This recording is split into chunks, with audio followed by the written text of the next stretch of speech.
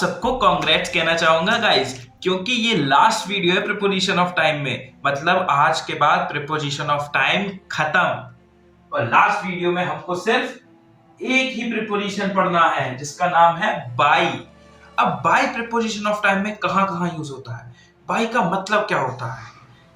By का अगर मैं बहुत सिंपल सी मीनिंग में, बहुत सिंपल से वर्ड में, केवल एक वर्ड में मतलब बताऊं तो बाई का मतलब होता है डेडलाइन।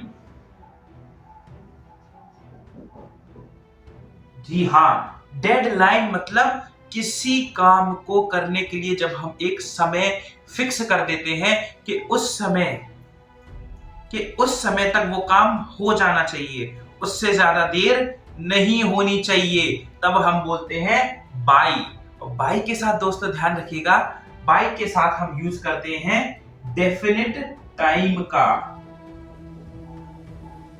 जब हम प्रीपोजिशन ऑफ टाइम में बाई का यूज करते हैं तो हम बाई के साथ क्या बोलते हैं कि इससे ज्यादा देर नहीं कर सकते। ये इसका हिंदी में मतलब होता है, इससे ज्यादा देर नहीं कर सकते, बिल्कुल नहीं कर सकते। क्यों इससे ज्यादा देर क्यों नहीं कर सकते? जैसे कि अगर मैंने आपसे बोला कि मैं आपको एक होमवर्क देता हूं, होमवर्क, तो मैं चाहता हूं कि वो आप होमवर्क मंडे तक सबमिट कर दें। ध्यान रखना, मैं डेफिनेट टाइम की बात कर रहा हूं। डेफिनेट टाइम मतलब पीरियड ऑफ टाइम नहीं होगा, 3 घंटे नहीं होंगे, 4 घंटे नहीं होंगे, 6 घंटे नहीं होंगे, 10 दिन नहीं होंगे, एक समय, डेफिनेट समय होगा। मतलब या तो मैं बोलूंगा कोई टाइम, टाइम मतलब 7 बजे, 5 बजे, या मैं बोलूंगा कोई डे, मंडे, ट्यूसडे, मतलब कोई डे बोलूंगा या टाइम बोलूंगा, प्रॉपर टाइम बोलूंगा, एग्जैक्ट टाइम बोलूंगा, तब मैं बाई लगाऊंगा। By deadline. एग्जाम्पल अगर मैं आपको दूं तो मैं आपसे जैसे बोलूं कि फिनिश योर होमवर्क, अपना होमवर्क फिनिश करो बाय ट्यूसडे। मतलब अपना होमवर्क फिनिश करो ट्यूसडे तक, ट्यूसडे से ज्यादा देर आप मत करना, ट्यूसडे तक मुझे होमवर्क सबमिट कर देना। अच्छा, अगर आपने ट्यूसडे तक होमवर्क सबमिट नहीं किया तो मैं क्या करूंगा, देख लो इस वीडियो में। गुड इवनिंग सर, मेरा ये सबमिट कर दीजिए प्रोजेक्ट, मैं लेट हो गया। लाओ, तुमसे तो मैंने मंडे तक बोला था ना प्रोजेक्ट सबमिट करने को, आज तो ट्यूसडे हो गया है। सॉरी सर, मेरी भैंस भी आ गई थी। भैंस भी आना क्या होता है? क्या होता है ये भैंस भी आना? ब्याना क्या होता है? सर भैंस भी आ गई थी, उसका बच्चा हो गया था। यहाँ मैं इंग्लिश सिखाया जा रहा हूँ और इसकी ठेठ भाषा नहीं निकल रही है। आज तेरी भैंस sorry sir, sorry.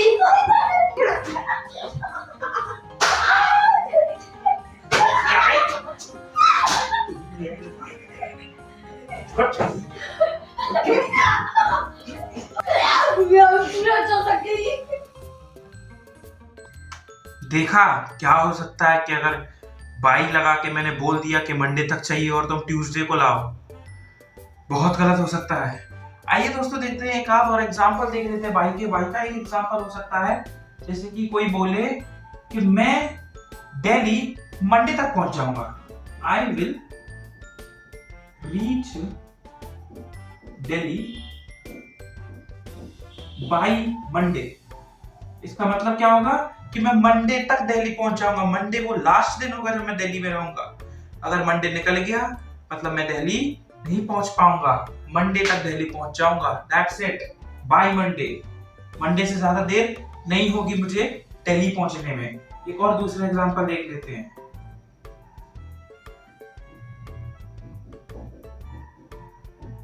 Complete your exam, मतलब अपना एग्जाम खत्म करो बाय 2 PM, मतलब 2 बजे तक अपना एग्जाम खत्म करो। 2 बजे के बाद एग्जाम नहीं लिख सकते क्योंकि 2 बजे के बाद मैं पेपर छीन लूंगा। 2 बजे तक अपना एग्जाम खत्म कर दो। एक और एग्जांपल,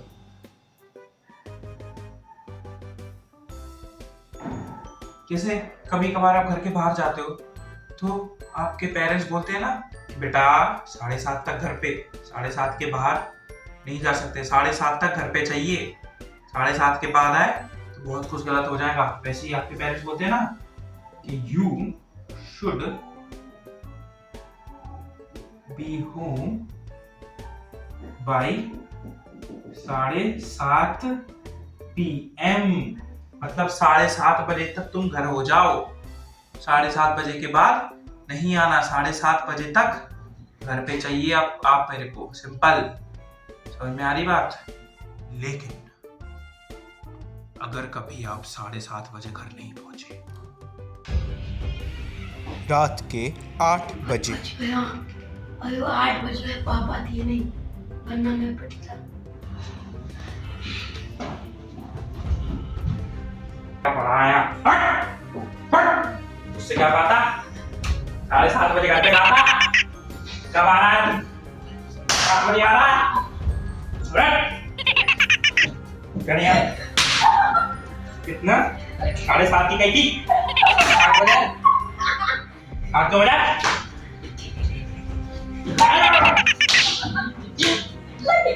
चलो बच्चों, अब आप बात कर लेते हैं एक डाउट की, जो कि आता है बाय और विथिन में।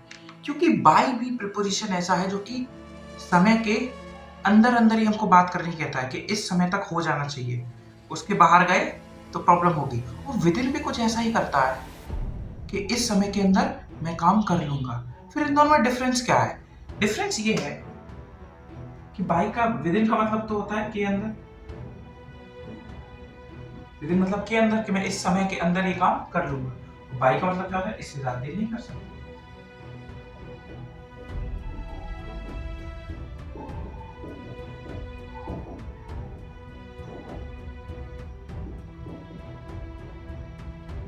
है ना?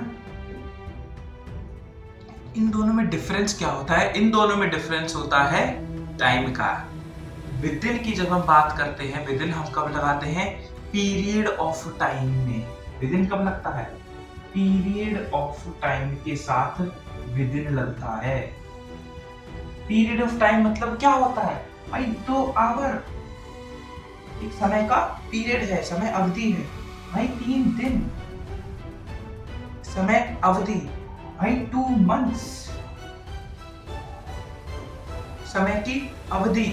जब हम पीरियड ऑफ टाइम की बात करते हैं तब हम विदिन लगाते हैं, और जब हम डेफिनेट टाइम की बात करते हैं, जब हम डेफिनेट टाइम बोलते हैं, तब हम बाय लगाते हैं। डेफिनेट टाइम क्या होता है भाई? 7 बजे भाई, मंडे, ट्यूसडे, है ना? जब डेफिनेट टाइम की बात होती है तब बाय लगता है। अच्छा, दिक्कत ये होगी कि अगर आपने बाय के लिए विदिन लगा दी तो सेंटेंस बड़ा अटपटा सा लगेगा। अगर आप देखिए ना एक सेंटेंस,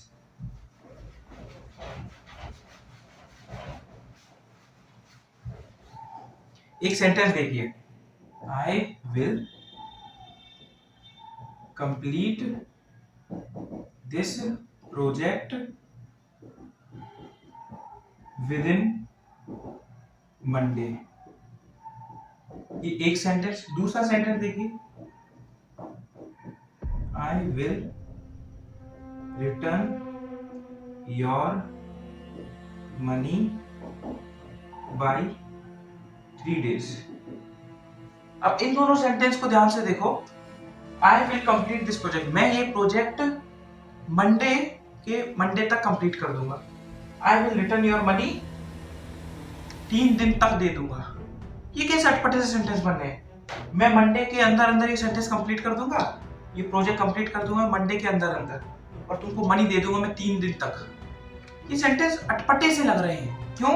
क्योंकि हमने यहाँ पीरियड के साथ बाय लगा लिया, पीरियड ऑफ टाइम के साथ, और यहाँ डेफिनेट टाइम डे के साथ हमने विदिन लगा लिया। जब हम इसको सही करेंगे ना, तब बनेगा एक बढ़िया सेंटेंस। विदिन के साथ पीरियड और बाय के साथ definite time.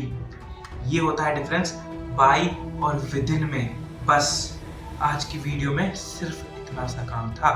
Preposition of time हमारे हो गए खत्म। अब बचता है कुछ और प्रीपोजिशंस जो कि हमको समझने बचे हैं। मतलब ये जो प्रीपोजिशन हमने अभी तक पढ़ लिए ये प्लेस और टाइम के रिस्पेक्ट में ही होते हैं। इन्हीं सारे प्रीपोजिशन के बहुत सारे और यूजेस भी होते हैं। चिंता मत करिए, मैं आपको बहुत सारे यूजेस नहीं पढ़ाने वाला। मैं एक दो मतलब इन्हीं प्रीपोजिशन को हम हिंदी में कैसे यूज करते हैं बस वो बताने वाला हूँ। That's it. एक और फाइनल वीडियो आएगी प्रीपोजिशन की, बस दैट्स इट। उस वीडियो के बाद प्रीपोजिशन खत्म हो जाएंगे, फिर हम अगले टॉपिक्स पे जंप करेंगे, मतलब नाउन, प्रोनाउन, कंजंक्शन, ये सारे टॉपिक्स पे। तब तक के लिए हैव अ नाइस डे।